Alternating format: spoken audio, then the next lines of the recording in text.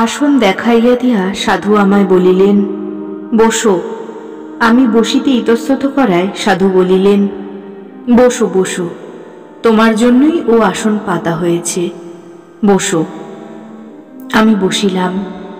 সাধুর আসনের এমনই গুণ যে বসিতে না বসিতেই আমার চিত্ত স্থির হইয়া আসিল।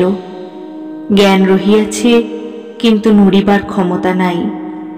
দেহ মন স্থির হইয়া গিয়াছে, দৃষ্টিও স্থির। এমন সময় ঘরখানি যেন গাঢ় চন্দ্রালোকে পূর্ণ হইয়া গেল, আর সম্মুখস্থ চিত্রের সাধুমূর্তিও সেই আলোয় মিলাইয়া গেল, এবং তৎপরিবর্তে সেখানে ছায়াচিত্রের মতো একটি গৃহস্থের পর্ণকুটির দৃশ্য প্রতিফলিত হইল। দেখিলাম সেই পর্ণকুটিরের একটি ঘরে এক রোগ শয্যাশায়ী শিশু সন্তানের পার্শ্বে এক ব্যক্তি চিন্তিত মনে বসিয়া রহিয়াছে। দৃশ্যটি দেখিয়া আমি একটু আশ্চর্য হইলাম। সাধু জিজ্ঞাসা করিলেন, ঠাকুর, চিনতে পারছ শিশুটি কে? আমি স্থিরভাবে উত্তর করিলাম, না। ওই শিশুটি তুমি। তোমার যে 1.5 বছর বয়সের সময় কঠিন রোগ হয়েছিল, সেই রোগে তুমি ওই রকম শয্যাশায়ী হয়েছিলে। সাধুটি এইরূপ বলিতেছেন, এমন সময় দৃশ্যপটের শয্যাপার্শ্বস্থ সেই লোকটি উঠিয়া গেল, আর সাধু বলিলেন, ওই দেখো, এবার তোমার মা আসছেন। বলিতে বলিতে মাথায় অল্প ঘোমটা দেওয়া সত্যই আমার মা আসিয়া সেই রোগ শয্যা পাশে বসিলেন এবং স্থির দৃষ্টিতে শিশুর পানে চাহিয়া রহিলেন। সেই অশ্রু ভারাক্রান্ত নয়নযুগলের স্নেহমাখা কাতর দৃষ্টি মনে হইলে এখনো আমি অভিভূত হইয়া পড়ি। মা আসিয়া বসিলে সাধু জিজ্ঞাসা করিলেন, কেমন, চিনতে পারছ তো? বিস্ময়ে অভিভূত হইয়া আমি শুধু মাথা নাড়াইয়া জানাইলাম, হ্যাঁ। তারপর সে দৃশ্য পরিবর্তিত হইয়া আমাদের দেশের স্কুল গৃহে পরিণত হইল। দেখিলাম প্রসন্নময়ী আমায় কোলে করিয়া স্কুলে লইয়া যাইতেছে। আমার বয়স তখন 5-6 বৎসর হইবে, হাতে একখানি বর্ণবোধ। পরের দৃশ্যে দেখিলাম আমাদের বাড়ির উঠানে আমি পুস্তক হস্তে যেন কাহার অপেক্ষায় দাঁড়াইয়া আছি। আমার তখন বয়স 11-12 বৎসর। দেখিতে বেশ সুন্দর, সুগঠিত এবং সাধারণ বালক অপেক্ষা ঈষৎ স্থূল ও শান্তশিষ্ট ছিলাম। দেখিতে দেখিতে আমার অগ্রজ ও পাড়ার অন্যান্য বালক বালিকারা আসিয়া জুটিল। সাধু জিজ্ঞাসা করিলেন, চিনতে পারছ? আমি বলিলাম, হ্যাঁ। মনে হইল সাধু তো অতীতের সবই দেখাইতেছেন। যদি আরও একটি ঘটনা দেখাইতে পারেন, তাহা হইলে আর কোনো সন্দেহ থাকিবে না। এই কথা ভাবিতে না ভাবিতে অন্তর্যামী সাধু বলিলেন, সেই সমুদ্রের দৃশ্য দেখতে চাও? আচ্ছা দেখো। সম্মুখে দেখিলাম সেই সমুদ্রের দৃশ্য। সন্ধ্যা হইয়া আসিয়াছে, সূর্যদেব ধীরে ধীরে সমুদ্রের মধ্যে নামিয়া যাইতেছেন। এমন সময় একখানি সাম্পান অতি কষ্টে আসিয়া উপস্থিত হইলে আমি ও আমার খুড়া পণ্ডিত ষষ্ঠীচরণ স্মৃতিরত্ন মহাশয় সেই সাম্পানে উঠিলাম। সাম্পানের মাঝি কিছুতেই পার করিতে চাহে না, কাকাও কিছুতেই ছাড়িবেন না। অবশেষে কাকার তিরস্কারে সে পাড়ি দিতে বাধ্য হইল।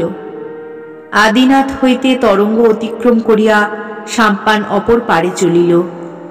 প্রায় 3 ভাগ অতিক্রম করিয়াছে এমন সময় চট্টগ্রাম হইতে কক্সবাজারে যে স্টিমারখানি যায়, তাহা সাম্পানের পিছন দিয়া চলিয়া গেল। তরঙ্গের উপর তরঙ্গ বাড়িল, এদিকে অল্প অল্প ঝড়ও উঠিয়াছে।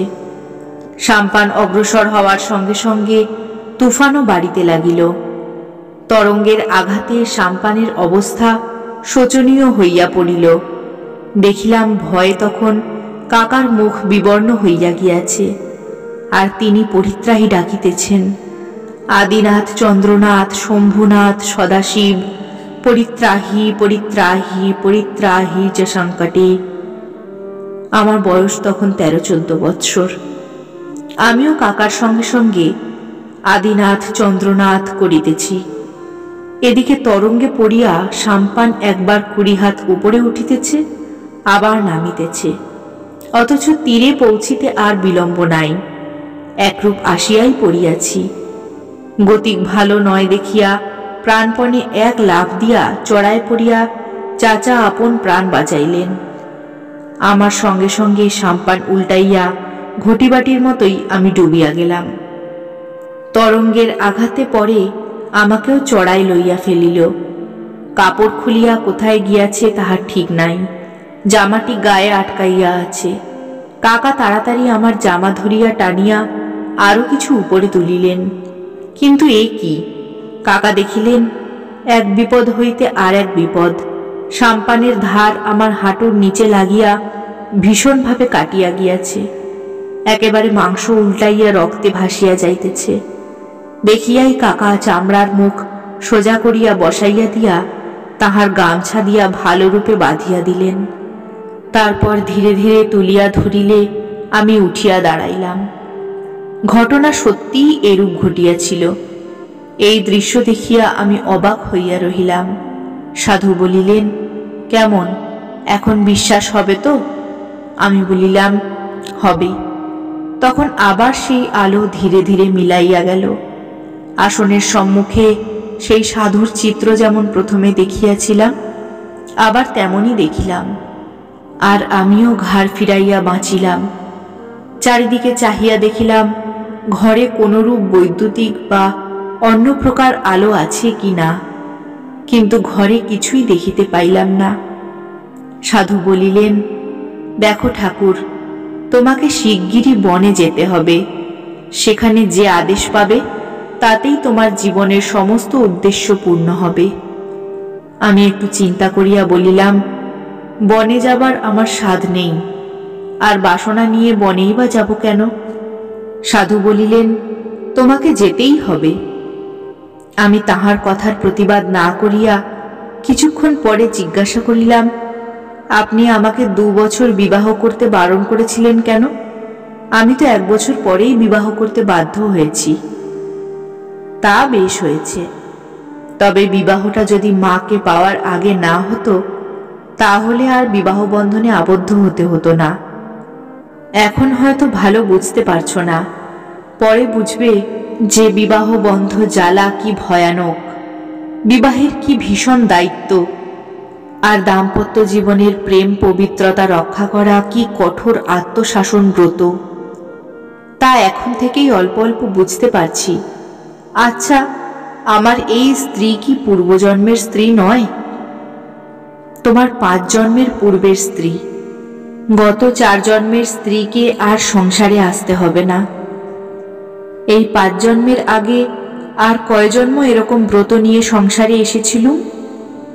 আরো 8 জন্ম। সেসব স্ত্রী কোথায়? তারা এই জন্মে তোমার সাক্ষাৎ পাবে, তোমার কাজে আত্মসমর্পণ করে কঠোর সাধনায় জীবনব্রত উদযাপন করবে। আচ্ছা, আমার এই 13 জন্মের মা কি পৃথক পৃথক, না বর্তমান গর্ভধারিণী 13 বার আমায় গর্ভে ধারণ করেছেন? না, তোমার বর্তমান গর্ভধারিণী তোমার এই জন্মেরই মা। এর আগের 2 জনকে আর আসতে হবে না। তার আগের 10 জন মায়ের সঙ্গে তোমার এ জীবনে দেখা হবে। তারাও সকলে তোমার এই কাজে আত্মসমর্পণ করে যাতায়াত হতে চিরমুক্তি লাভ করবেন। আপনি বলতে পারেন আমায় আর কবার এ পৃথিবীতে আসতে হবে? আর একবার যে আসতে হবে তা বলতে পারি, তারপর কি হবে না হবে জানি না। আচ্ছা, আমার বড় ইচ্ছা যে পিতামাতাকে কাশীধামে বা গঙ্গা তীরে রাখি। আমার সে বাসনা পূর্ণ হবে কি? তুমি তো এখন কাশীতে থাকো না যে তাদের কাশীবাসী করবে, তবে গঙ্গা তীরে রাখার একান্ত ইচ্ছা থাকলে হতে পারে, কেন হবে না? এ কথায় আমি বড়ই আনন্দ পাইলাম। তারপর জিজ্ঞাসা করিলাম, এদেশে যে একটা রব উঠেছে, শিগগির একজন মহাপুরুষের আবির্ভাব হবে, এ কথা কি সত্য? প্রশ্ন শুনিয়া সাধু ঈষৎ হাসিলেন।